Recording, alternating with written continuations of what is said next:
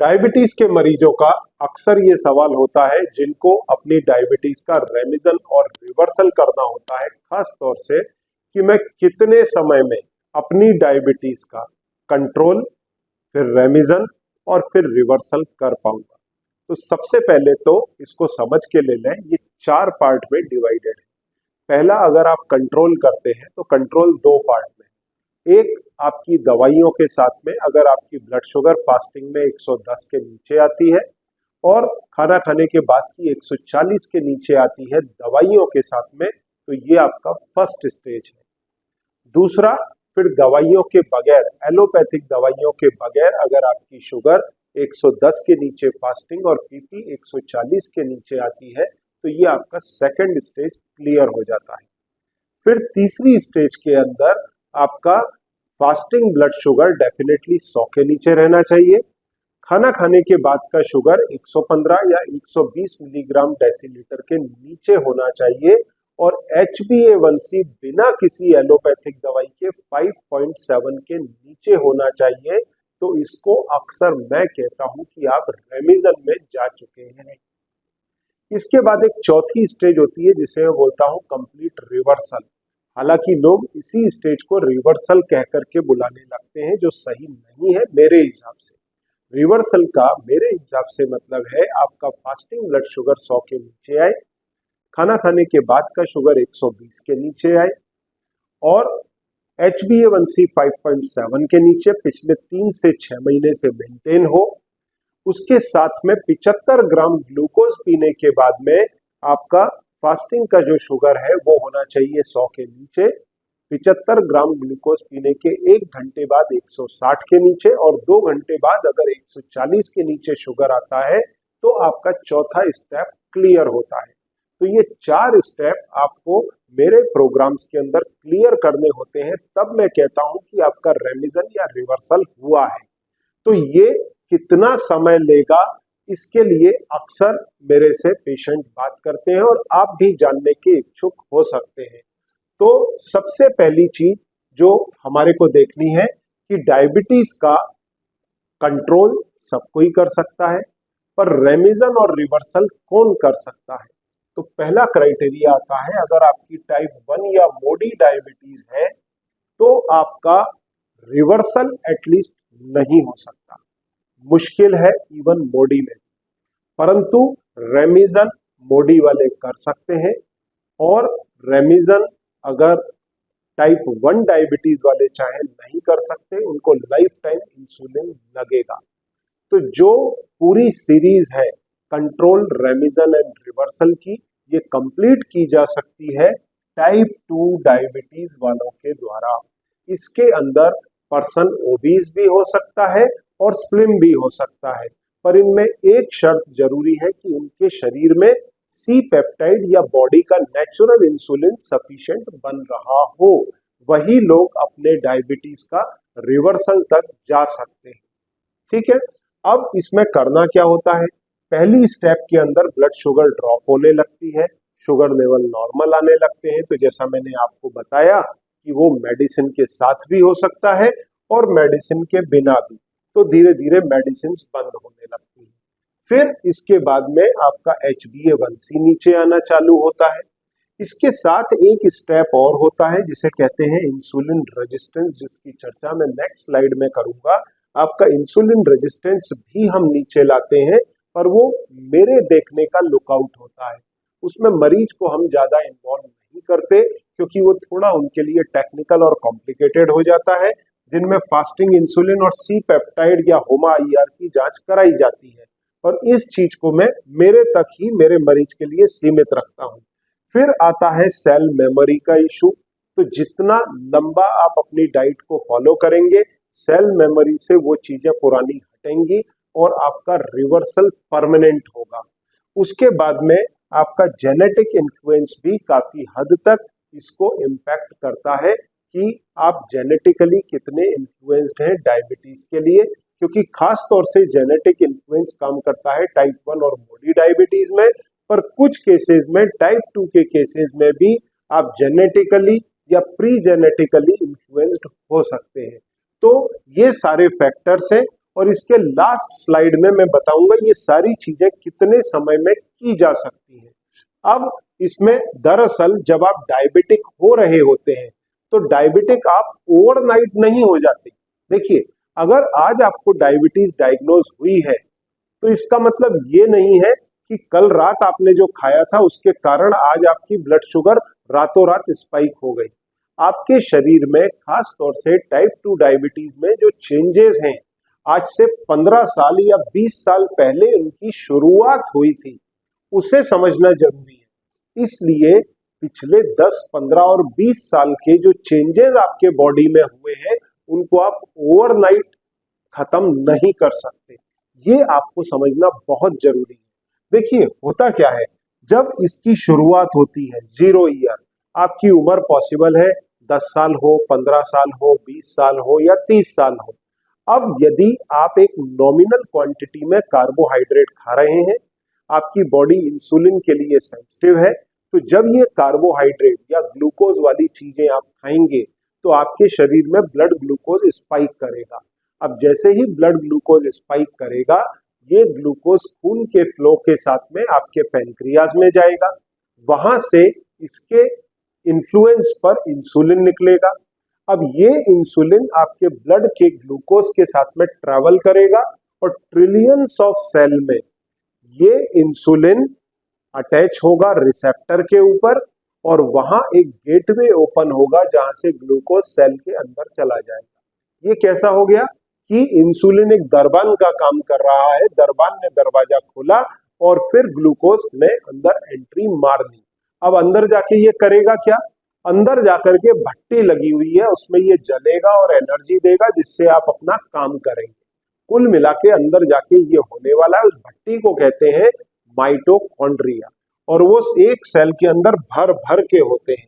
तो ऐसी स्थिति में आपका एक्स अमाउंट अगर ग्लूकोज आपने खाया है तो y अमाउंट आपको इंसुलिन लग रहा है। अब ये प्रोसेस समय के साथ बढ़ना शुरू होता है। अब सपोज करिए आपने कार्बोहाइड्रेट की मतलब इस x की मात्रा धीरे धीरे बढ़ा दी। ये देखिए, यहाँ पर जो आपके कार्बोहाइड्रेट की मात्रा है, फास्टिंग और पीपी ब्लड शुगर इस समय क्या आता है, नॉर्मल। 0 ईयर पे फास्टिंग पीपी ब्लड शुगर आपका नॉर्मल आएगा। HbA1c भी आपका 5.7 के नीचे रहेगा। इसके साथ में फास्टिंग इंसुलिन आपका लगभग 2 से 5 के बीच रहेगा और सी पेप्टाइड 1 के आसपास रहेगा। तो ये चारों रीडिंग इस तरह से फॉल करेंगी जब आपकी बॉडी पूरी तरह से इंसुलिन के लिए सेंसिटिव है। अब होता क्या है, जैसे जैसे समय निकलता है, आप अपने खाने पीने के अंदर आपकी कमाई बढ़ती है, आप इंडिपेंडेंट होते हैं या आपकी शादी होती है, या तो आप हाउस वाइफ हैं या वर्किंग वुमेन हैं या आप एक मर्द हैं जो अपना कमाना शुरू किया है और आपको पैसे खीसे में है और जरा सी भूख लगी तो आपने मैकडोनल्ड से पिज्जा बर्गर मंगा करके शुरू कर दिया, या 2 मिनट नूडल्स बनाए कि आज तो हस्बैंड घर पे है नहीं, मैं नूडल्स बना के खा लेती हूँ, या ब्रेकफास्ट में आज तो पोहा और ब्रेड खाएंगे। तो फिर आपके बॉडी में कार्बोहाइड्रेट की मात्रा बढ़ती है। जब कार्बोहाइड्रेट की मात्रा नॉमिनली बढ़ती है कि x प्लस होता है, परंतु अब आपका शरीर धीरे धीरे रेजिस्टेंस में जाने लगता है, क्योंकि जब कार्बोहाइड्रेट बढ़ेगा तो वो कार्बोहाइड्रेट जब रोज सेल में पहुंचेगा तो सेल एक दिन उस कार्बोहाइड्रेट या ग्लूकोज के लिए रेजिस्टेंट होने लगेंगी। तो वो रेजिस्टेंट कैसे होंगी, इंसुलिन की बात को डिनाई करेंगी। तो अब तक इंसुलिन क्या करता था, डोर को ओपन करता था, ग्लूकोज अंदर घुसता था। अब सेल जब रेजिस्टेंस में तो इंसुलिन की बात सुनी नहीं जा रही, ऐसे में इंसुलिन बड़ी मात्रा में पैनक्रियास से बनने लगता है। तो यहाँ पर आपका एक्स जो ग्लूकोज था वो 1 प्लस हुआ और यहाँ पर इंसुलिन Y की जरूरत प्लस प्लस पड़ने लगी। मतलब रेजिस्टेंस आपके शरीर में 5 साल में धीरे धीरे बिल्ट हुआ। अब ऐसी स्थिति में भी आपका fasting PP blood sugar normal आएगा। तो लोग क्या करते हैं, जो जिनके पेरेंट्स को डायबिटीज है वो क्या करते हैं, मैं डॉक्टर साहब हर साल जाता हूँ लैब में, अपना फास्टिंग ब्लड शुगर और पीपी ब्लड शुगर और साथ में HbA1c चेक कराता हूँ, एकदम सब नॉर्मल है, फर्स्ट क्लास है, सारूच है। हाँ, तो तो मेरे को तो कोई प्रॉब्लम नहीं है, पिछले 5 साल से करा रहा हूं, तो भाई वो नॉर्मल ही आएगा क्योंकि तुम्हारा बॉडी बफरिंग में है। ठीक है, तो फास्टिंग और PP blood sugar normal, HbA1c भी नॉर्मल, प्रोबेबली 5.7 के नीचे, पर यहाँ आपका मोटापा पॉसिबल है धीरे धीरे बढ़ने लगे। और इसके साथ में फास्टिंग इंसुलिन पॉसिबल है आपका 5 तक या 6 तक पहुंच जाए, सी पेप्टाइड 1 से बढ़ करके 1 से 1.5 तक पहुंच जाए, तो ये बढ़ना चालू होता है। मतलब क्या हुआ, आपने जो जांचें कराई वो आपकी नॉर्मल आएंगी, और जो जांचें आपको करानी थी वो आपके डॉक्टर कराते नहीं। This is the problem. अगर आपको लगता है आपके पेरेंट्स को डायबिटीज है, आपको ना हो जाए और आपको ब्लड टेस्ट कराना है, तो आपको फास्टिंग पीपी ब्लड शुगर और HbA1c तो कराना है, पर इसके साथ में जब आप फास्टिंग इंसुलिन और सी पेप्टाइड कराएंगे और उसके लेवल एलिविएट होने लगेंगे ये इंसुलिन के, तो भाई साहब आपको ये देखना है मेन, तो आपको समझेगा कि you are heading towards diabetes. आपको फास्टिंग ब्लड शुगर और HbA1c से ये मालूम नहीं पड़ेगा। Got it? अब 10 साल निकल गए, यही चीज बढ़ती गई, मोटापा भी आता गया, आपका वजन मालूम पड़ा 5 किलो 10 किलो 20 किलो बढ़ गया या उतना ना भी बढ़ा, पर आपके शरीर में इंसुलिन का रेजिस्टेंस बढ़ता गया।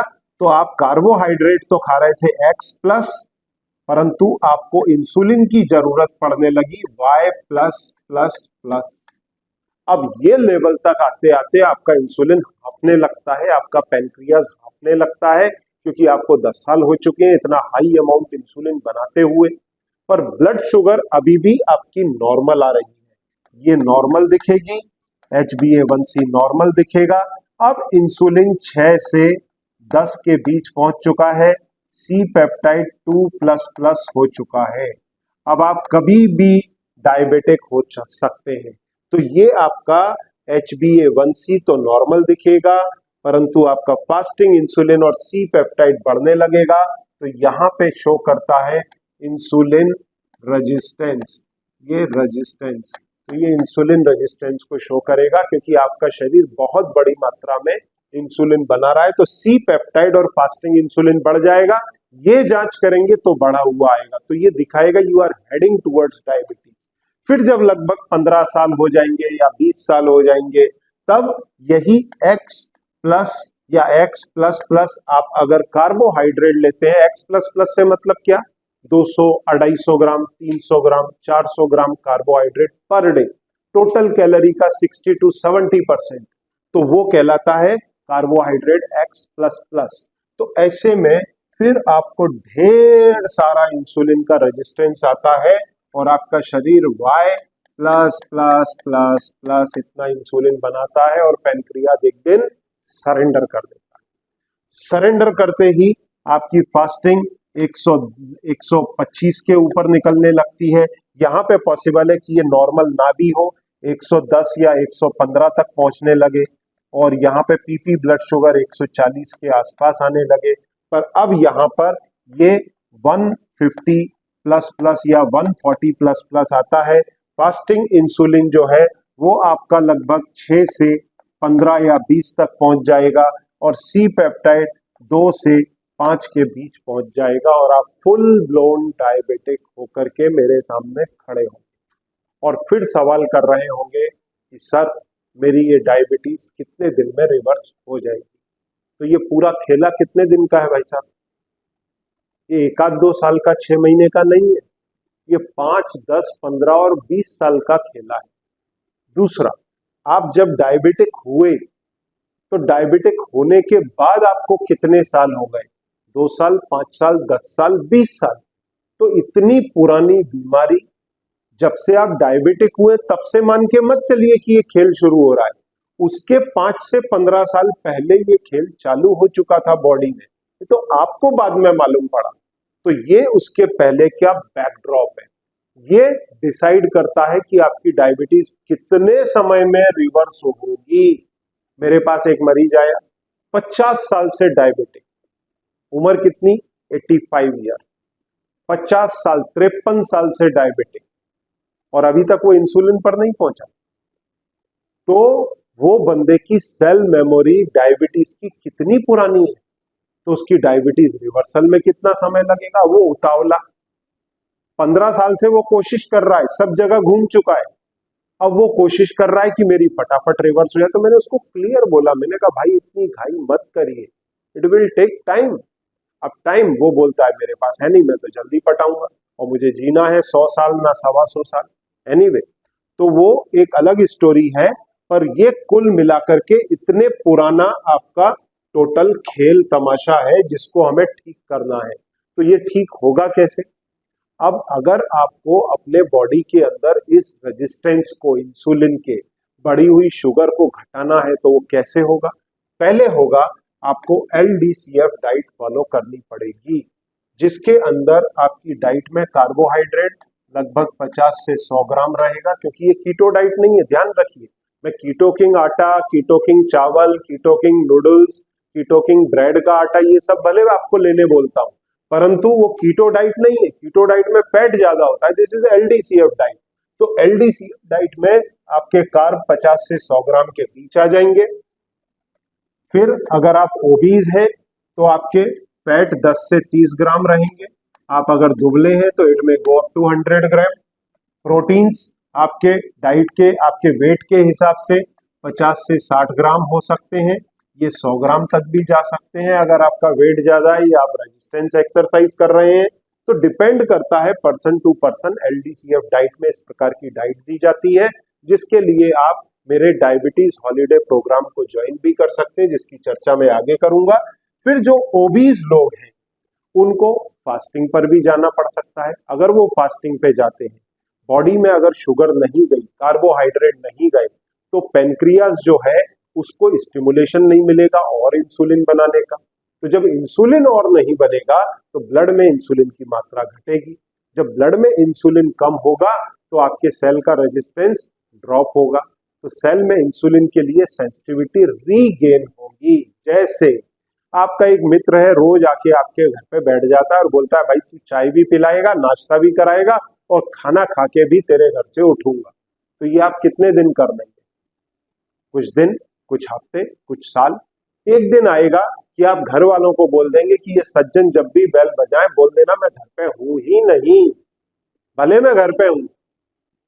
तो अब मान लीजिए उस सज्जन को ये समझ में आ गया कि आप उसको अवॉइड कर रहे हैं, वो साल भर आपके घर आया ही नहीं, पर चूंकि वो एक समय आपका खास मित्र हुआ करता था, तो अब आपको उसकी याद सताने लगी, मतलब आपके मन में उसके प्रति सेंसिटिविटी जाग गई है। तो अब आप उसे बुला के लाएंगे, नाश्ता भी कराएंगे, खाना भी खिलाएंगे और बोलेंगे अगले महीने फिर मिलते हैं, ठीक है? तो रेजिस्टेंस दोबारा ना बढ़ जाए। तो वही रेजिस्टेंस हमें घटाना है, तो उसके लिए पॉसिबल है हमें थोड़ी फास्टिंग भी करनी पड़े। फिर हमको करना है एक्सरसाइज। एक्सरसाइज में हमको योगा, रेजिस्टेंस एक्सरसाइज या फिर वॉक, तीनों में से कुछ भी करना है। 30 से 40 मिनट का एक्सरसाइज का सेशन रोज करना चाहिए। खाना खाने के 1 से 2 घंटे बाद 10 से 15 मिनट का वॉक या फिर ब्रिस्क वॉक या फिर स्टेयरकेस क्लाइंबिंग, इस प्रकार की कोई एक्सरसाइज करना चाहिए। उसको करने से आपके इंसुलिन की सेंसिटिविटी इंप्रूव होती है।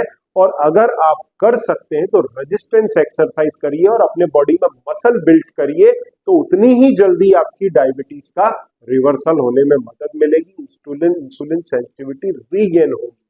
फिर इसके बाद में आपको अपने मैनेज करना है मेंटल स्ट्रेस को, क्योंकि स्ट्रेस बहुत बड़ा कंट्रीब्यूटर है। कॉर्टिसोल और स्ट्रेस हार्मोन आपके ब्लड शुगर को डायरेक्ट इंपैक्ट करते हैं।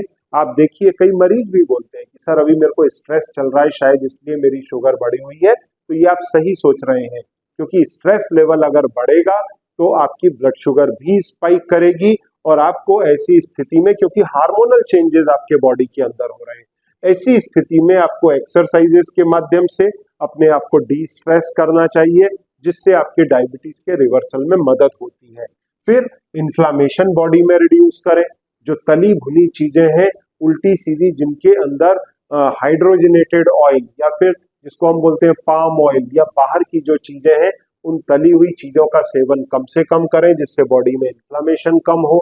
और इसके साथ में जो आपको डायबिटीज हॉलीडे प्रोग्राम में डाइट गाइड की जाती है, उसमें ये सिखाया जाता है, भोजन इस प्रकार से दिया जाता है कि आपके शरीर का इन्फ्लामेशन घटे।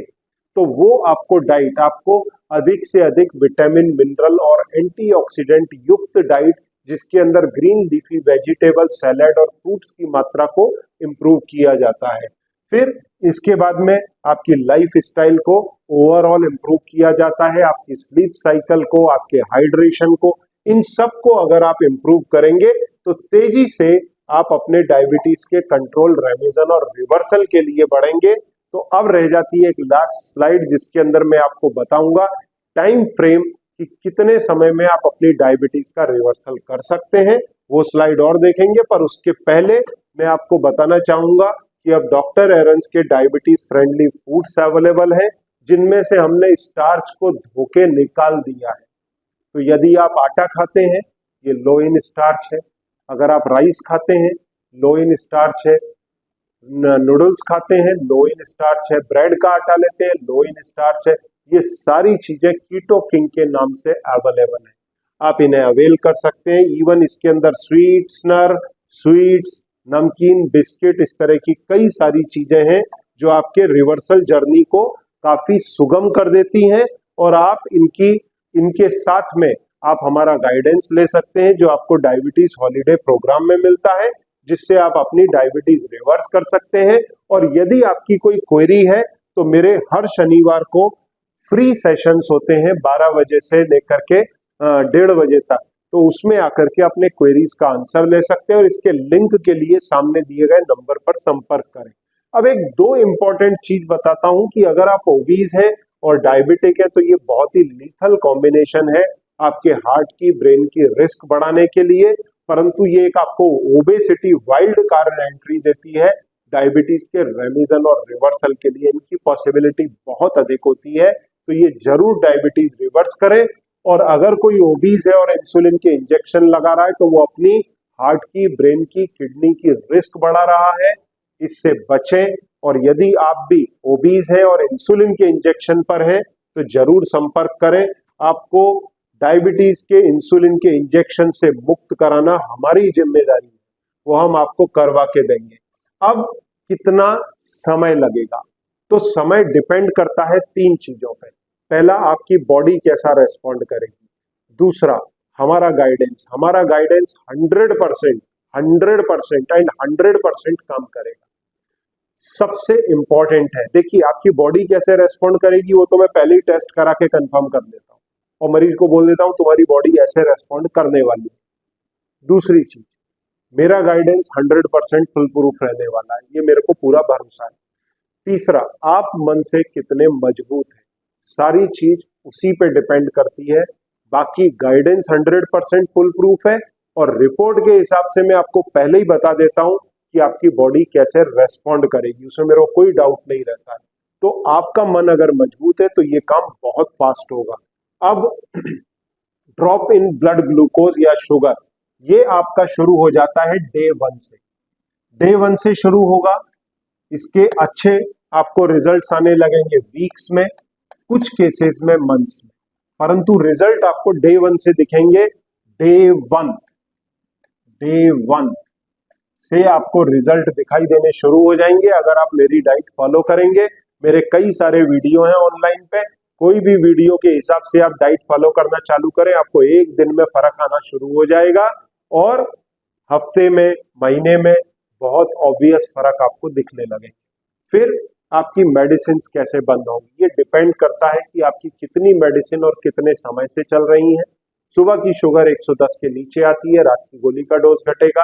खाना खाने के बाद की 140 के नीचे आती है, दिन की गोली का डोज घटेगा। इसके अंदर आपको वीक्स लग सकते हैं और मंथ्स लग सकते हैं, पर आपको ईयर्स इसमें नहीं लगेंगे, मैं दावे के साथ, गारंटी के साथ बोलता हूँ। फिर आपका HbA1c with in 3 months drop आएगा, क्योंकि ये कम से कम 3 महीने बाद ही देखा जाता है। 3 महीने में ड्रॉप आने लगेगा। 3 महीने से लेकर के 9 महीने में, if everything is good enough, जो रिवर्सल में जाने वाले हैं, ये नॉर्मल 5.7 के नीचे आ जाता है, if you follow things and your body is responding proper. Okay, तो इन 2 कंडीशन में ये स्थिति बनती है, और फिर ये पर्सन टू पर्सन वेरी करता है। फिर आपका फास्टिंग इंसुलिन और सी पेप्टाइड, ये कुछ वीक्स से लेकर के, कुछ मंथ से लेकर के, कुछ जो क्रॉनिक केस हैं 20 साल 25 साल वाले, उनमें ईयर्स तक लग सकते हैं। फिर इसके बाद में सेल मेमोरी, देखिए कई बार क्या होता है, आपकी शुगर कंट्रोल आ गई, आपकी दवाइयां बंद हो गई, आपका HbA1c 5.7 के नीचे आ गया, पर जैसे ही आप राइस खाते हैं शुगर बढ़ जाती है। क्यों भाई? आपने तो ऑलरेडी वो लेवल अचीव कर लिया है। वो इसलिए क्योंकि आपकी सेल मेमोरी वैसी हो गई है।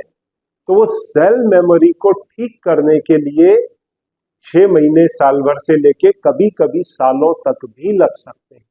तो it will take how much? It will take months to years. ठीक है।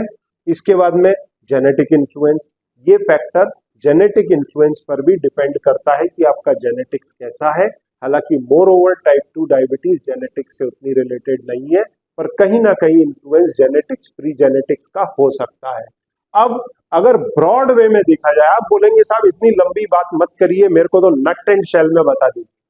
तो नट एंड शेल में ये है, अगर आपके पैरामीटर सही हैं, आप मेरी डाइट फॉलो कर रहे हैं और आपने मन में ठान लिया है, तो मेरे मरीज 6 महीने के अंदर बेयर मिनिमम, हाँ इससे नीचे नहीं, 6 महीने से साल भर में अपनी डायबिटीज का कंट्रोल, रेमिजन और इवन रिवर्सल कर लेते हैं। अब पर्सन टू पर्सन डिपेंड करता है कि किसी को इससे ज्यादा समय लग सकता है, पर कम तो नहीं लगेगा रेमिजन और रिवर्सल के लिए। हाँ, रेमिजन कई लोग 2 से 3 महीने में भी करते हैं, पर रिवर्सल 6 से 12 महीना लगता है जीटीटी टेस्ट पास करने के अंदर। अब कुछ लोगों को ज्यादा भी लग सकता है, हर कोई इतने टाइम फ्रेम में कर लेगा ऐसा बिल्कुल भी नहीं है। और ये जादू वाली चीज नहीं है, it is time taking process. ये आपको मेहनत करनी पड़ेगी, गाइडेंस के हिसाब से चलना पड़ेगा। तो आप बेयर मिनिमम 6 से 12 महीने में जीटीटी टेस्ट पास कर सकते हैं। मिनिमम 3 महीने से लेकर के 9 महीने के अंदर आपका रेमिजन कर सकते हैं। यहां से लेकर के कई लोगों को साल या उससे ऊपर का समय भी लग सकता है, पर बेयर मिनिमम अगर everything is good enough then 6 to 12 months is a locking period for diabetes control, remission and reversal process, if everything is okay. फिर भी अगर आपके कुछ डाउट्स हैं, सामने दिए गए नंबर पर संपर्क करके मेरी मेरी टीम की मदद ले सकते हैं। Thank you very much.